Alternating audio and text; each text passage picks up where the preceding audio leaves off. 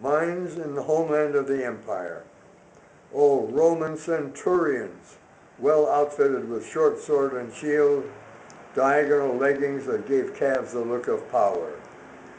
Working on the roads in Macedonia, Judea, and Gaul, in Britain's southern reaches, conquerors of the hoary natives in the place, who looked at them in silence, a silence that filled Roman hearts with a dread of night.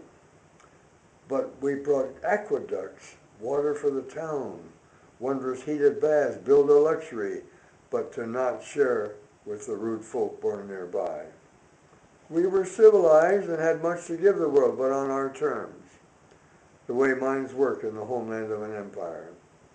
Genghis Khan and Kublai Khan rode sloping forward on their fleeing Mongol steeds toward villages unaware of what would soon befall them in butchery from skillful horseback with swinging swords and cleaving shoulders from heads, to settle in to drink their drink and have their women of every age, and build a tent to Genghis Khan, to rule these steppes in the name of sleek and greasy, bearded, bright-toothed, furry, laughing power.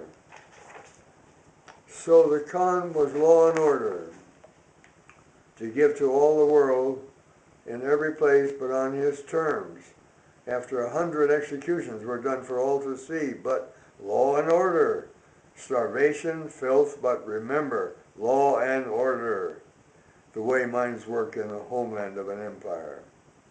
Egyptians at Luxor, noble with Hebrew slaves, and rituals to kill those who built the pharaoh's tombs, to keep the secrecy of the royal grave secure, who spread to nearby lands to civilize and give them Egypt's ways, but at a price, their labor, yet the blessing is all theirs.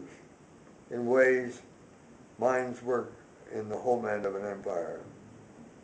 The Frankish kings at the beginning of the Middle Ages, yet whose gaze was across open fields and rich clouds at dusk, like ours, but who little knew the anguish to follow them for centuries. But they plotted to govern well, or to govern ill, or well, but to govern, to silence all other languages and ways of life in the name of the Catholic Lord. The way minds work in the homeland of an empire.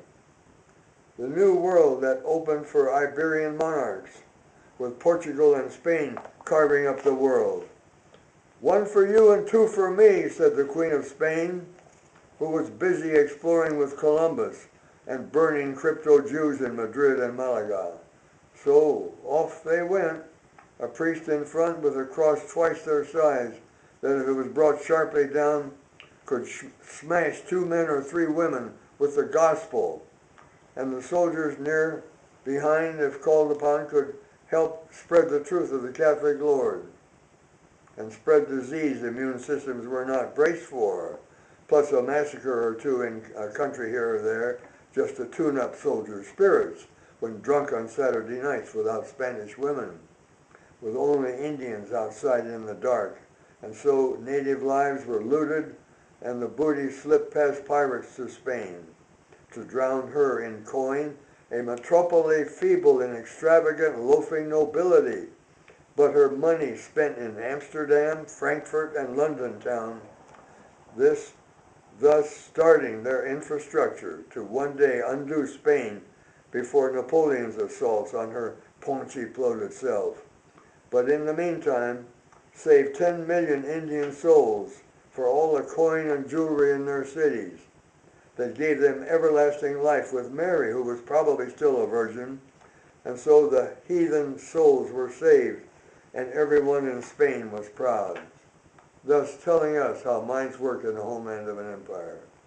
Great Britain, that great good goddess of the seas that spread commerce, the English language, opium, and a venereal disease or two through English loins, those tough jacks that sailed on lean fore and aft riggers, or sturdy, warlike, square-rigged, proud bullies of the seas, lobbing iron balls into coastal towns from close offshore, to help the natives be sufficiently hospitable. But so much was brought to these primitives on every coast, on every continent, to bring them the king and queen of Europe's best. And no one was told in these mother countries of the violence, the lopping off of fingers, arms, and heads of recalcitrant natives that out on the empire's cutting edge.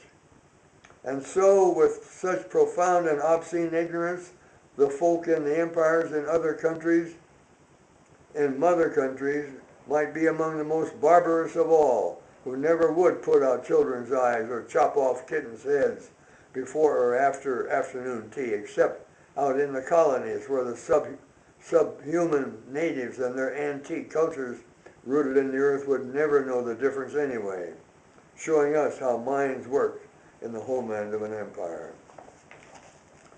And last, the world's last great empire, the greatest in the history of the earth, the American, with its capital in the centers of financial power. We have brought everything, absolutely everything, to the Philippines, Cuba, the independent states of Latin America, the Far East, China, Canada, Mexico, and now, after World War II, to Europe, by surrogates to almost all of Africa, Australia, and even Antarctica, even to the moon, though there are no retail outlets there as yet, and soon enough to the USSR, shattered finally in the capitalist fist, every place. And we are mighty indeed, for we have brought electricity and roads to every backward place, whether they were wanted or not, revealing how we too think in the homeland of an empire. A secret of the universe will yet come to our world, that in the end, only loving poetry will prevail over steel and fire, and soothe wounded women, burned children, and men whose limbs are mangled. This one day will be understood as the final word the universe whispers to us just before it is all too late. A sordid little game the universe plays on us, but in the very end, lets all simple folk feel fresh air and warmth after empires have every one passed away into eternity. September 1991.